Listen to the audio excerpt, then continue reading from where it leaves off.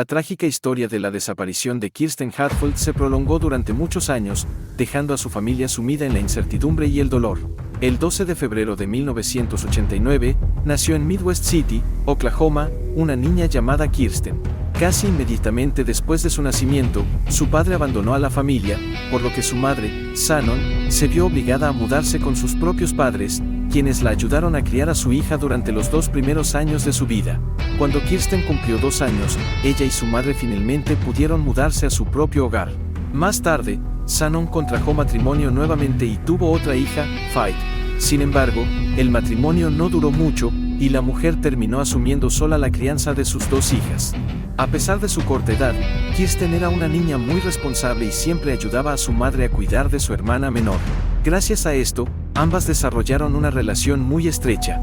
Las hermanas compartían habitación, mientras que su madre dormía en la habitación contigua. La noche del 13 de mayo de 1997, Shannon preparó a sus hijas para dormir como de costumbre. Normalmente, les leía un cuento antes de acostarse, pero aquella noche, Faith ya estaba profundamente dormida, y la mujer no quiso despertarla. Así que simplemente le deseó las buenas noches a Kirsten y se retiró a su habitación, dejando la puerta de las niñas entreabierta, como solía hacer en caso de que alguna de ellas la necesitara durante la noche. Alrededor de las 3 de la madrugada, Shannon se despertó al escuchar un ruido proveniente de la habitación de sus hijas. Pensó que quizá alguna de las niñas se había despertado, por lo que decidió ir a revisar. Sin embargo, cuando salió al pasillo y se acercó a la puerta del dormitorio, el ruido cesó repentinamente. Shannon supuso que las niñas se habían vuelto a dormir y optó por no entrar para no molestarlas. Pero antes de regresar a su habitación, notó algo inusual: la puerta de las niñas estaba completamente cerrada, aunque ella siempre dejaba una pequeña abertura. Pensando que tal vez una de ellas la había cerrado o que ella misma había olvidado dejarla entreabierta, Shannon se acercó, la abrió ligeramente, pero no entró y volvió a acostarse. A la mañana siguiente, alrededor de las 6:30, Shannon fue a despertar a sus hijas. Al entrar en la habitación, vio que solo Faith estaba en la cama. Despertó a la niña y le preguntó por Kirsten, pero ella no sabía dónde estaba. De inmediato, Shannon comenzó a buscar por toda la casa, pero su hija mayor no aparecía por ningún lado. Miró por la ventana y tampoco la vio en el exterior. Desesperada, empezó a llamar a familiares y conocidos para preguntar si la niña había ido a visitarlos, pero todos respondieron que no la habían visto. La última esperanza era el abuelo de Kirsten, el padre de Shannon, que vivía cerca. Quizá la niña había ido con él por alguna razón. Sin embargo, el hombre también negó haberla visto. Al darse cuenta de que su nieta había desaparecido, le aconsejó a su hija que llamara a la policía de inmediato y se dirigió a su casa. Shannon no perdió tiempo y llamó al 911. En cuestión de minutos, los oficiales llegaron al lugar. Al principio, consideraron la posibilidad de que la niña estuviera escondida en algún rincón de la casa o que hubiera salido a dar un paseo. Después de todo, nunca antes se había registrado el caso de un niño secuestrado desde su propia habitación en aquel tranquilo pueblo. Hasta ese momento, la policía nunca había enfrentado un caso como este en la comunidad. Sin embargo, pronto se dieron cuenta de que la situación era mucho más grave de lo que parecía. Al inspeccionar la habitación de Kirsten, notaron que la ventana estaba ligeramente abierta y encontraron algunas gotas de sangre en el alféizar. Al salir a examinar el área bajo la ventana, a pocos metros de la casa, descubrieron la ropa interior de la niña con manchas de sangre en el suelo. Shannon reconoció las prendas de su hija con horror. Para los investigadores, esto confirmó que no se trataba simplemente de una desaparición, sino de un caso de secuestro infantil. De inmediato, solicitaron refuerzos y comenzaron una búsqueda intensiva en la zona. Mientras algunos agentes rastreaban los alrededores, otros interrogaron a la madre de la niña. Shannon relató que se había despertado alrededor de las 3 de la madrugada debido a un ruido, y ahora entendía la aterradora realidad. En ese momento, un criminal probablemente estaba raptando a su hija. A pesar de los esfuerzos, la búsqueda en la zona no arrojó resultados. La policía comenzó a entrevistar a los vecinos, pero ninguno de ellos había visto ni escuchado nada sospechoso aquella noche. La única pista obtenida fue el testimonio de un residente del vecindario que aseguró haber sido despertado por los ladridos de su perro aproximadamente a las 3 a.m., coincidiendo con la posible hora del secuestro. Ante la falta de pistas concretas, los detectives recurrieron a un psicólogo infantil para hablar con Faith. Aunque la niña tenía solo 3 años, había estado en la misma habitación que su hermana durante el secuestro y quizás pudo haber visto algo. El especialista pasó varias horas con la pequeña, quien finalmente afirmó que sí había presenciado lo ocurrido. Sin embargo, solo repetía una inquietante frase: una persona mala vino y se llevó a mi hermana. Esto confirmó que Kirsten no había salido voluntariamente de la casa, pero no aportó información suficiente para identificar al secuestrador o dar con su paradero. Ante la falta de avances, los investigadores tuvieron que replantear su estrategia y empezar la investigación prácticamente desde cero. Una de las primeras hipótesis fue que el secuestrador podría haber sido alguien cercano a la familia. Parecía poco probable que un desconocido hubiera podido entrar a la casa y llevarse a la niña sin ser visto ni escuchado. Profundizando en esta línea de investigación, la policía descubrió que Shannon había tenido problemas en el pasado. Surgió entonces una inquietante teoría: ¿podría la desaparición de Kirsten estar relacionada con el mundo criminal? Tal vez Shannon tenía deudas con personas peligrosas y el secuestro de su hija era una forma de venganza o un método de presión para saldar la deuda.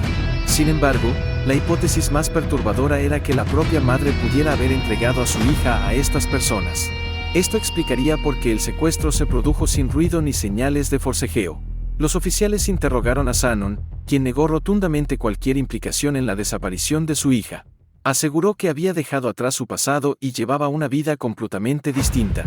A pesar de su firme convicción de que jamás habría entregado a Kirsten a nadie, la policía no descartó del todo sus sospechas sobre Shannon.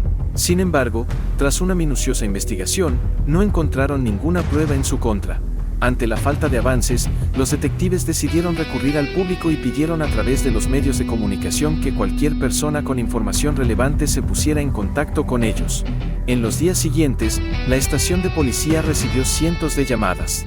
Los investigadores analizaron meticulosamente cada pista, aunque la mayoría resultó ser superficial o carecía de sustento. Sin embargo, una llamada en particular llamó su atención. Una mujer afirmó sospechar de su novio, quien la trataba con agresividad y, en medio de una discusión, la había amenazado diciendo que le haría lo mismo que le hizo a Kirsten Hatfield. Cuando la policía comenzó a investigar a este hombre, surgió otro detalle alarmante: estaba relacionado con el hermano de Shannon, lo que significaba que podía haber conocido a la niña. Además, la familia de Kirsten había vivido anteriormente en una casa que pertenecía a este conocido del tío de la niña, lo que indicaba que el sospechoso probablemente conocía bien la distribución del hogar. Por si fuera poco, el hombre ya tenía antecedentes penales, especialmente por delitos de agresión. Todo parecía apuntar a que podía estar involucrado en el crimen. Sin embargo, al ser interrogado, aseguró que la noche del secuestro se encontraba en un bar. La policía verificó esta coartada y varios testigos confirmaron que lo habían visto en el establecimiento alrededor de las 4 a.m., lo que lo exoneran, pues no habría tenido tiempo de cometer el secuestro y llegar allí. Después de descartar a este sospechoso, los investigadores siguieron cientos de pistas más, pero ninguna llevó a un resultado concreto. La investigación se prolongó durante meses y, con cada día que pasaba, la esperanza de encontrar a Kirsten con vida se desvanecía.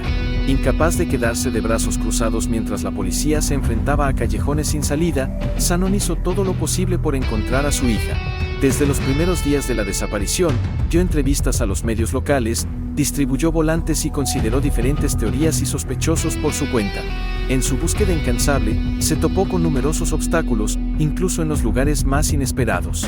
En una ocasión, intentó convencer a varias empresas locales para que colocaran carteles sobre la desaparición de su hija en sus establecimientos, pero para su sorpresa, muchas se negaron alegando políticas corporativas.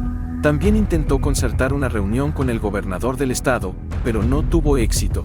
Además, organizó un pequeño centro de voluntariado con el objetivo de involucrar a la mayor cantidad de personas posible en la búsqueda de Kirsten.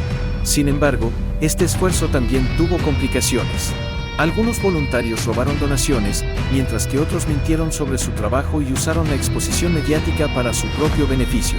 A pesar de estos desafíos, Shannon nunca dejó de buscar a su hija. Con el tiempo, comprendió que su enfoque no estaba dando resultados y decidió tomar un rumbo diferente. Se matriculó en la universidad, obtuvo un título en criminología y comenzó a trabajar como oficial de libertad condicional. Su objetivo no era solo encontrar a los secuestradores de Kirsten, sino también proteger a otras personas de criminales que, tras salir de prisión, aún representaban una amenaza. Convencida de que el responsable del secuestro de su hija tenía antecedentes penales, estudió minuciosamente los expedientes de criminales de la ciudad y sus alrededores, tratando de encontrar alguna conexión con el caso. Sin embargo, sus esfuerzos tampoco dieron frutos. Finalmente, Shannon tuvo que enfrentarse a la dura realidad: Probablemente, Kirsten ya no estaba con vida y nunca podría recuperarla. Este hallazgo dejó a los detectives completamente desconcertados.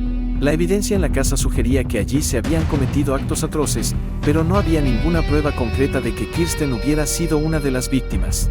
A pesar de la naturaleza macabra del caso, los investigadores se vieron obligados a aceptar que la única base para vincular la desaparición de Kirsten con ese lugar era la confesión escrita en el diario de la anciana, pero sin ADN que lo corrobora, no podían dar por resuelto el caso. Mientras tanto, la policía continuó interrogando al hombre que había sido señalado en el diario como el asesino de Kirsten. A pesar de la gravedad de las acusaciones en su contra, el sospechoso mantuvo su versión de los hechos. Él no había cometido el crimen, pero sabía quién lo había hecho. Según su testimonio, su exnovia, la dueña de la casa en cuestión, estaba involucrada en círculos criminales y tenía conexiones con personas que podrían haber sido capaces de cometer un crimen de esa magnitud. Sin embargo, cuando la policía intentó localizar a esta mujer, descubrieron que había fallecido años atrás, llevándose cualquier posible confesión o información relevante a la tumba. El caso, que había permanecido estancado durante tantos años, parecía estar nuevamente en un punto muerto. Aunque se había encontrado un escenario del crimen con pruebas contundentes de violencia extrema, no había evidencia concluyente de que Kirsten hubiera sido asesinada allí. A pesar de todos los avances en la investigación, la familia de Kirsten nunca obtuvo las respuestas definitivas que tanto buscaban. Shannon, su madre, siguió viviendo con la angustia de no saber qué le ocurrió realmente a su hija. Aunque los años pasaron y las pistas se desvanecieron, ella nunca dejó de aferrarse a la esperanza de que, algún día, la verdad saldría a la luz.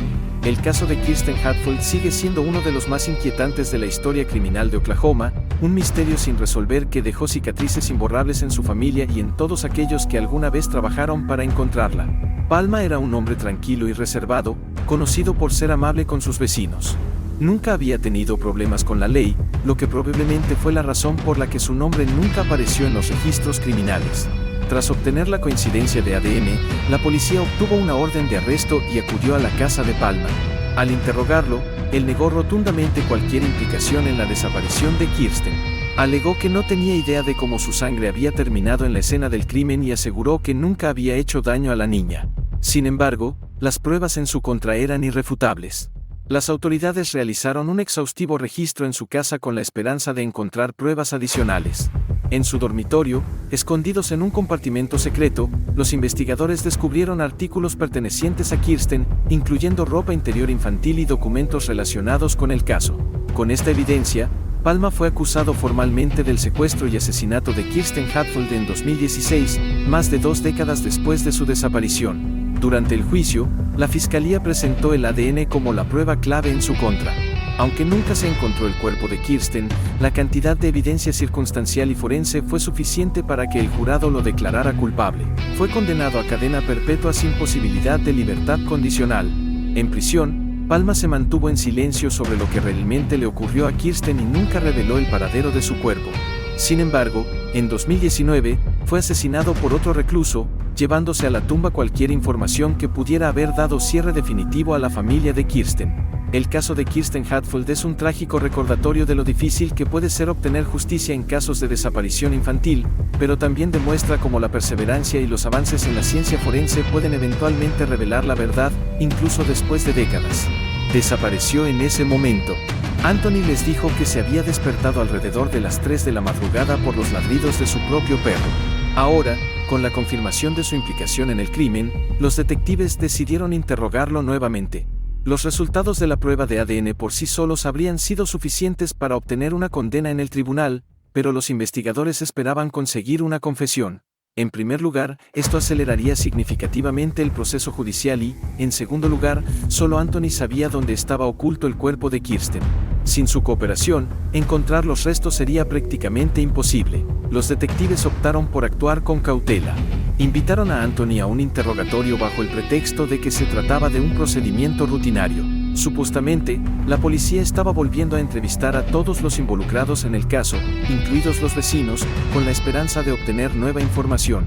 Sin embargo, en realidad, tenían un motivo mucho más convincente.